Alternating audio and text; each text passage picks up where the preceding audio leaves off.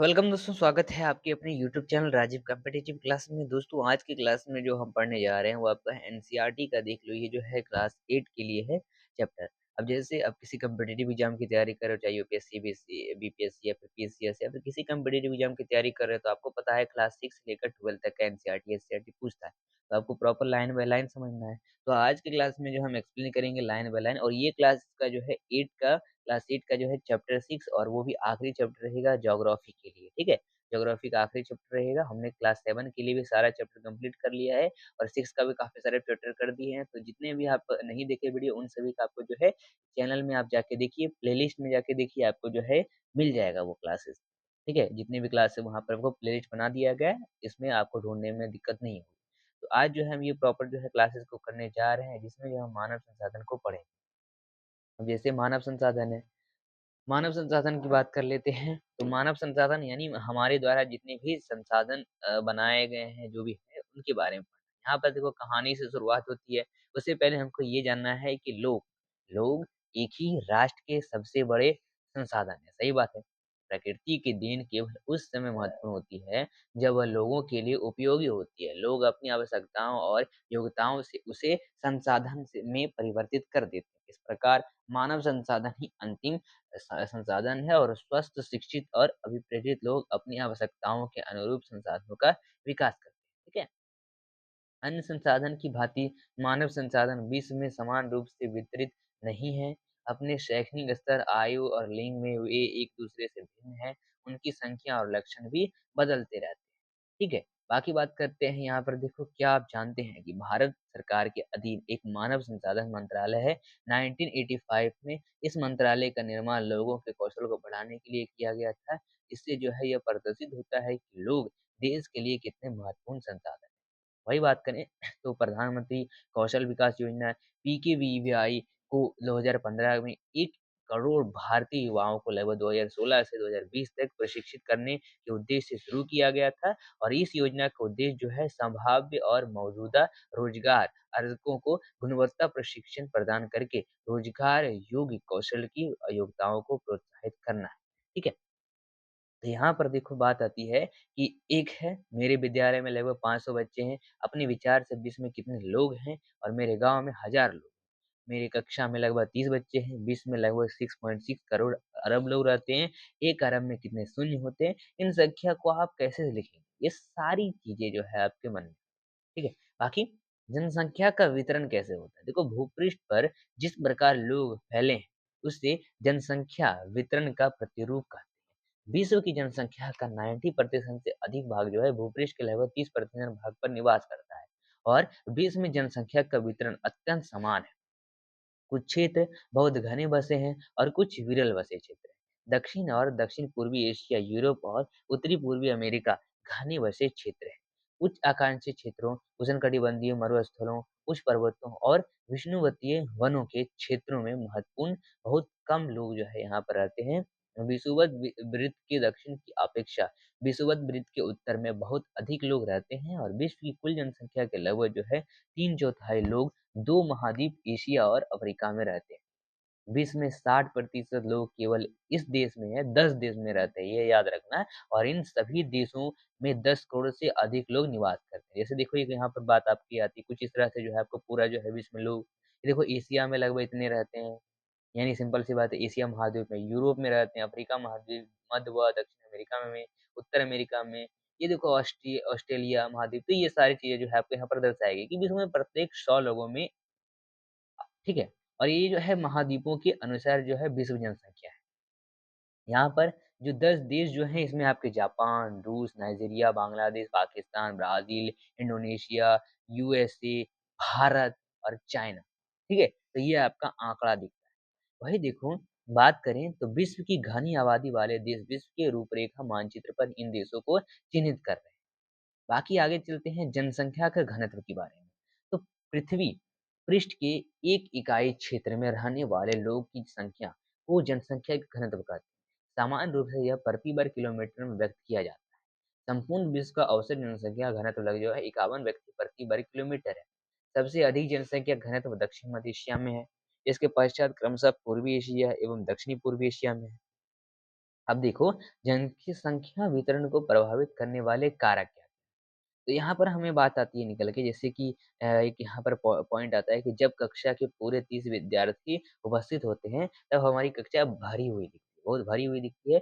लेकिन जब यही विद्यार्थी स्कूल के साथ भवन में बैठते हैं, तब वह कुछ खुला खुला और खाली दिखाई पड़ता है। क्यों? क्योंकि सभा भवन का आकार या क्षेत्र जो है कक्षा से बड़ा होता है। लेकिन जब स्कूल के सभी विद्यार्थी सभा भवन में आ जाते हैं, तब सभा भवन भी भरा हुआ दिखने लगता है। ये आपने स्कूल में देखा होगा अपने। तो जनसंख्या वितरण को प्रभावित करने वाले कारक क्या-क्या हैं? भौगोलिक कारक जैसे भौगोलिक कारक में भौगोलिक कारक में हम बात कर लेते हैं जैसे स्थलाकृति। अब जैसे जो स्थलाकृति है, इसमें लोग सदैव पर्वतों और पठारों की तुलना में मैदानी भागों में ही रहना पसंद करते हैं, क्योंकि ये क्षेत्र खेती, विनिर्माण और सेवा क्रियाओं के लिए उपयुक्त है। ठीक है? गंगा के मैदान विश्व के सबसे अधिक घने बसे क्षेत्र हैं, जबकि एंडीज, आल्प्स और हिमालय जैसे पर्वत विरल बसे। इसमें जलवायु एक भौगोलिक कारक है। जैसे लोग सामान्य रूप से चरम जलवायु जो अत्यधिक गर्म अथवा अत्यधिक ठंडी होती है, जैसे सहारा मरुस्थल, रूस में ध्रुवीय प्रदेश, कनाडा और अंटार्कटिका में रहने से बसते हैं। एक आता है जैसे मृदा।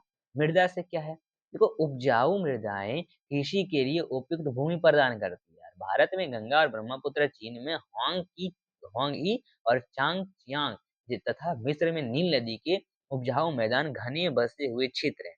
इसमें आपके जल भी आती महत्वपूर्ण है।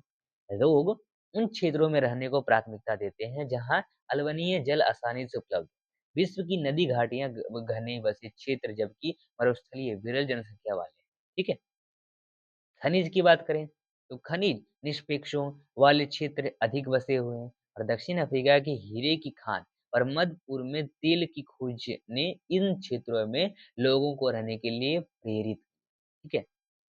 ये है। आगे चलते हैं, सामाजिक, सांस्कृतिक और आर्थिक कारक। आर्थिक कारक क्या-क्या है? आर्थिक कारक में जैसे आपके आते हैं कि औद्योगिक क्षेत्र रोजगार, इसके अवसर प्रदान करते हैं। लोग बड़ी संख्या में इन क्षेत्रों की ओर आकर्षित होते हैं। जापान में ओसाका और भारत में मुंबई 2 घने बसे क्षेत्र हैं। एक सांस्कृतिक कारक आता है।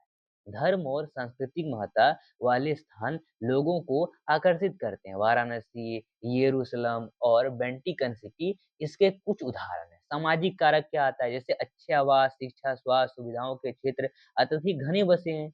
उदाहरण के लिए जैसे पुणे शहर। ठीक है? चलो, अब चलते हैं हम जनसंख्या परिवर्तन पर।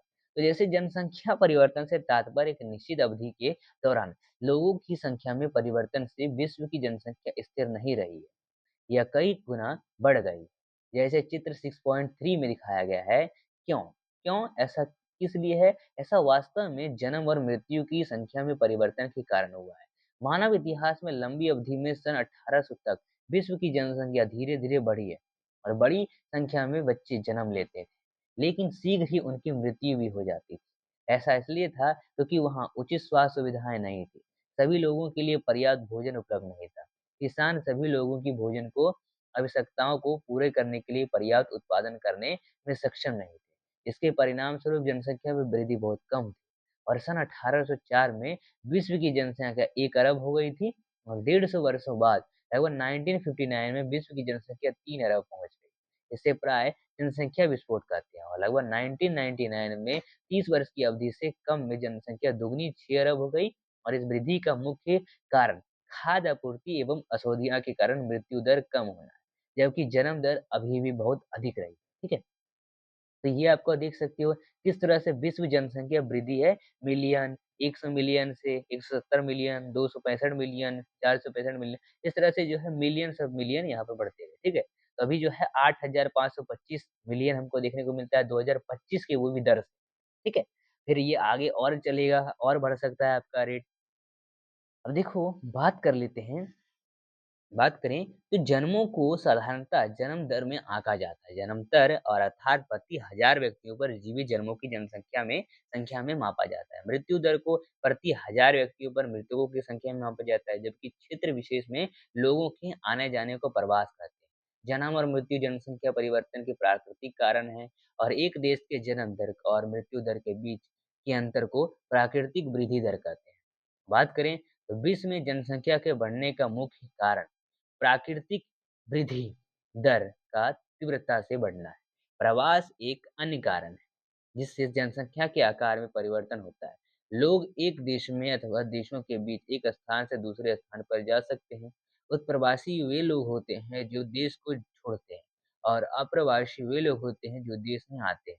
संयुक्त राज्य अमेरिका और ऑस्ट्रेलिया जैसे देशों में भीतरी प्रवास अथवा अप्रवास द्वारा जनसंख्या बढ़ी है। सूडान देश एक ऐसा उदाहरण है जिसमें लोगों के बाहर चले जाने अथवा उत्प्रवास के कारण जनसंख्या में कमी का अनुभव किया गया है। और अंतर्राष्ट्रीय प्रवास की सामान्य प्रवृत्ति यह है कि लोग अच्छे आर्थिक अवसरों की खोज में कम विकसित राष्ट्रों से अधिक विकसित राष्ट्रों में चले जाते हैं। देश के अंदर बड़ी संख्या में लोग रोजगार, शिक्षा और स्वास्थ्य सुविधाओं की खोज में ग्रामीण क्षेत्रों से नगरीय क्षेत्रों की ओर चले जाते हैं। देखो जनसंख्या परिवर्तन के प्रतिरूप क्या-क्या हैं? जनसंख्या वृद्धि की दर विश्व में जो है अलग-अलग यानी चित्र 6 पॉइंट दिखाया गया है, 5 में दिखाया गया है कि यद्यपि विश्व की कुल जनसंख्या तीव्रता से बढ़ रही है, तथापि जो सभी देशों में यह वृद्धि जो अनुभव नहीं की जा रही है और कुछ देशों में जैसे केन्या में जनसंख्या वृद्धि दर ऊँची है, तो उन देशों में जन्म दर और मृत्यु दर दोनों ही उच्च है। और हाल ही में स्वास्थ्य सेवाओं में सुधार के साथ मृत्यु दर कम हो गई है, परंतु जन्म दर अभी भी अधिक है, जिससे जो है वृद्धि दर बढ़ रही है और अन्य देशों में जैसे यूनाइटेड किंगडम में निम्न जन्म दर और मृत्यु दर के कारण जनसंख्या वृद्धि की दर मंद है। ठीक है? बाकी बात करते हैं आपका विश्व जनसंख्या वृद्धि की अलग-अलग दरें यहाँ पर आपको दिखाई गई है। ये सारे चीज़ें हैं, आप वेब पे देख सकते हैं। बाकी जनसंख्या संगठन की बात करें, तो जनसंख्या संगठन क्या कहलाता है? तो जनसंख्या जनसंख्या किसी देश की जनसंख्या कितनी भी अधिक हो, उसका देश उस देश के आर्थिक विकास के स्तर से कुछ अंतर नहीं पड़ता। उदाहरण के लिए बांग्लादेश और जापान अति घने बसे देश, लेकिन जापान बांग्लादेश से आर्थिक रूप से अधिक विकसित देश है, ये भी बताया है। और एक संसाधन के रूप में लोगों की भूमिका समझने के लिए हमें उनके गुणों के बारे में जानने की आवश्यकता होती है। लोग अपनी आयु, लिंग, साक्षरता स्तर, स्वास्थ्य दशाओं और व्यवसायों और आय के स्तर पर एक-दूसरे से भिन्न होते हैं। लोगों की इन विशेषताओं के बारे में जानना आवश्यक है और जनसंख्या के संगठन जनसंख्या की संरचना को दर्शाता है। ठीक है? चलिए, अब जनसंख्या बात करते हैं। जनसंख्या संगठन जो है हमारी यह जानने में सहायता करता है कि कितने पुरुष और कितनी स्त्रियाँ हैं, वे किस आयु वर्ग के हैं, कितने शिक्षित हैं और वे किस प्रकार के व्यवसाय में लगे हैं। उनकी आयु का आय का जो है क्या स्तर है और स्वास्थ्य दशाएँ कैसी हैं। तो ये सारी चीज़ें जो है हमें जानना है। बाकी बात करते हैं एक देश के जनसंख्या संगठन का अध्ययन करने के लिए एक रुचिकार विधि जनसंख्या पिरामिड है, जिसे हम जो है आयु लिंक पिरामिड भी कहते हैं और एक जनसंख्या पिरामिड दर्शाता है कि कुल जनसंख्या विभिन्न आयु वर्गों में विभाजित है। उदाहरणतः 5 से लगभग 9 वर्ष और 10 से लगभग 14 वर्ष। कुल जनसंख्या का प्रतिशत इन वर्गों में प्रत्येक वर्ग में और पुरुषों और स्त्रियाँ उपविभाजित है। जनसंख्या पिरामिड का आकार उस विशिष्ट देश में रहने वाले लोगों की कहानी बताता है और बच्चों की संख्या जो है 15 वर्ष से निचले भाग में दिखाई गई है और यह जो है जन्म के स्तर को दर्शाती है। ऊपर का आकार वृद्धि लोगों लगभग 65 वर्ष से अधिक की जनसंख्या संख्या दर्शाता है और मृतकों की संख्या को दर्शाता है। जनसंख्या पिरामिड एक देश में आश्रित लोगों की संख्या भी बताता है और युवा आश्रित लोग 15 वर्ष से कम आयु के और वृद्धि आश्रित लोग 65 वर्ष से अधिक आयु के आश्रित आयु जनसंख्या के अंतर्गत आते हैं। कार्यरत आयु वर्ग जो है 15 से 65 के लोगों का आर्थिक रूप से सक्रिय वर्ग में रखा गया है। एक देश का जनसंख्या पिरामिड जिसमें जन्म दर और मृत्यु दर दोनों ही ऊँचे हैं, आधार पर चौड़ा है और ऊपर जो है तीव्रता से संकरा हो जाता है। ऐसा इसलिए है कि बच्चों से ब बहुत से बच्चे जो है जन्म लेते हैं, लेकिन उनमें से अधिकतर की मृत्यु शैशवा काल में ही हो जाती है और कुछ ही बड़े हो पाते हैं। इसलिए वहाँ जो है वृद्धि लोग जो है बहुत कम है। इस स्थिति को केनिया के पिरामिड द्वारा दर्शाया गया है। जिन देशों में मृत्यु दर विशेष रूप से बहुत छोटे बच्चे में है, कम हो रही है और युवा आयु जो है वर्ग का पिरामिड चौड़ा है क्योंकि शिशु प्रौढ़ावस्था तक जीवित रहते हैं। यह जो है भारत की पिरामिड में दृष्टिगोचर होता है। और वो चित्र 6.8 में दिखाया गया ये भारत का पिरामिड पुरुष और स्त्री दर, ठीक है? और यह जो है भारत में जो है मतलब इस प्रकार जो जनसंख्या जो है उसमें युवा सापेक्ष अधिक है और इसका अर्थ है कि मजबूत और वर्तमान बढ़ती हुई श्रम शक्ति। कम जन्म दर वाले जैसे जापान जैसे देश में आधार पर पिरामिड जो है सकरा है, ये देख सकते हैं आपका चित्र 6.9 में दिखाया गया है। इसमें घटी मृत्यु दर के कारण जो है अधिक लोग जो है वृद्धि आयु तक पहुँच पाते हैं। कुशल, उत्साही, आशावादी और सकारात्मक दृष्टि जैसे युवा जन किसी किसी राष्ट्र के भविष्य होते हैं और हम भारतवासी भाग्यशाली हैं कि हमारे पास ऐसे संसाधन हैं। उन्हें योग्य एवं उत्पादक बनाने के लिए, कुशल बनाने के लिए और अवसर प्रदान करने के लिए आवश्यक ही शिक्षित किया जाना चाहिए। तो यहाँ तक हमारा जो है प्रॉपर चैप्टर समाप्त होता है। क्लास 8 का भी हमने जितना भी चैप्टर है वो कंप्लीट कर लिया है। फिर आपका जो है क्लास 6 का बचा है, क्लास 9, 10, 11, 12 आपको सारी चीज़ों को पढ़ना है। आप लोग को सारे क्लासेस का लाया जाएगा। तो अभी वीडियो पसंद आए वीडियो को लाइक करिए, चैनल पर नए चैनल को सब्सक्राइब करिए। मिलते हैं फिर नेक्स्ट वीडियो में। आप ये जितने भी सवाल दिख रहे हैं इन सभी का स्क्रीनशॉट ले लीजिए और ये सवाल को आप जो है लगाना है आप लोग को, ठीक है? ये सारे सवाल का स्क्रीनशॉट ले लीजिए और इस सवाल को आपको खुद से बनाना है। तो मिलते हैं फिर अगले वीडियो के साथ। बाय।